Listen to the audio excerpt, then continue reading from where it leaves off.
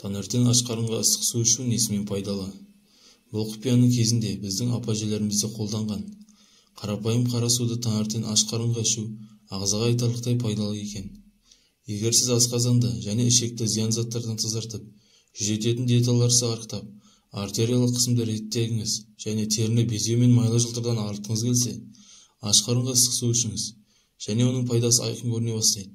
Бәріңізге ассалаумағалейкум. Сіздермен бірге пайдалы кеңестер каналы. Сіздерге бүгін аш қарынға жылы су ішудің пайдасы туралы айтатын боламыз. Видеоны соңына дейін көріңіз. Сіз естіген ақпаратты айтатын боламыз. Автордың еңбегін бағалап, қазақ контентті қолдап кетіңіз. Гастроэнтерологтар судың осындай емдік қасиетін жақсы түсіндіреді. Олар ішек қабырғасына бір түннің ішінде ас қорытудың қалдықтары мен улы заттардың, шырыштың жиналып қалатынын анықтады. Ал таңертең аш қарынға жылы немесе суық су ішу бұның бәрін шайып шығады.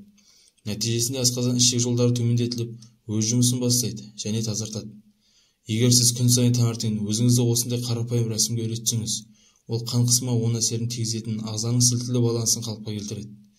Мұнда ең пайдалысы қайнамаған ыстық су. Себебі қайнау кезінде судың пайдалы қасиеті жоғалады, ал ағза мұндай өнімді толығымен сіңіре алмайды. Алайда ірі қалалардағы құбыр суының сапасы жақсы емес. Кейде оны қайнатпай ішу денсаулыққа қауіпті. Мұндай жағдайда заманауи сүзгілерді немесе дүкендерде сатылатын ауыз суды қолдануға болады. Ыстық суды таңертең аш қарынға қалай ішу керек? Ағзаны тазарту және арықтау үшін күн сайын ыстық су ішу кеңес беріледі, бірақ қайнаған су емес. Ұсынылатын температура шамамен 40 градус. Сондай-ақ суды асықпай, аздап ұрттап ішкен дұрыс. Мұны ұйқыдан тұрғаннан кейін аш қарынға жасау керек.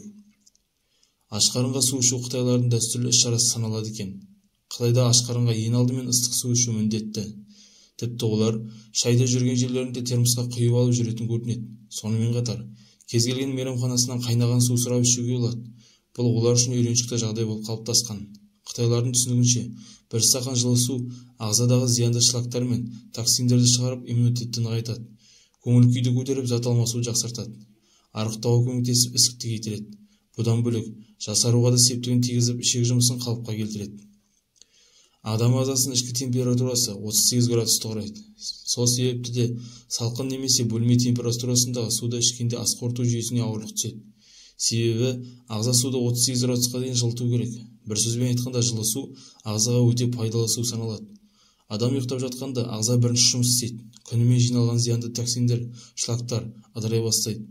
Осылардың бәрін таңертең жылы сумен айдап шығу керек болады. Таңертең аш қарынға ішкен жылы су ішек қарын аймағына жиналған шырышты жуады. Ішектің қабырғаларын тазалап, ондағы токсиндерді айдайды. Сосын ішек қарын жүйесі іске қосылып, ары қарай жүре бастайды. Иммунитетті нығайтады.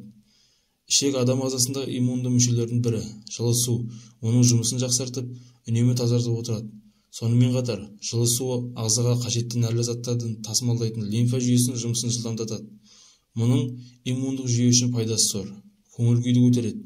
Расында да жылы су көңіл күйді көтереді. Жылы су ағзадағы кейбір гормондардың түзілуіне септігін тигізеді екен. Әсіресе қуаныш гормоны саналатын эндорфин гормоны түседі.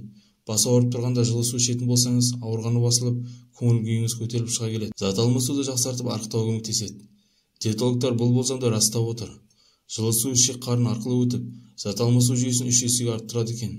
Осындай жылдамдықтың арқасында ағзадағы тіндер кислородпен қанығып, көбірек калория жоғалтатын болады. Сөйтіп сізде арықтай бастайсыз. Тіпті мұндайда ең проблемалы аумақтар бел, бөксе, сандағы майларда жиырылады. Ісінуді басады. Жылы су ешбір қоспасақ несеп дейтін қасиетке ие. Егер сіз күн сайын таңертең аш қарынға жылы су ішетін болсаңыз, аз күнде ісіктің басылғанын байқайтын боласыз.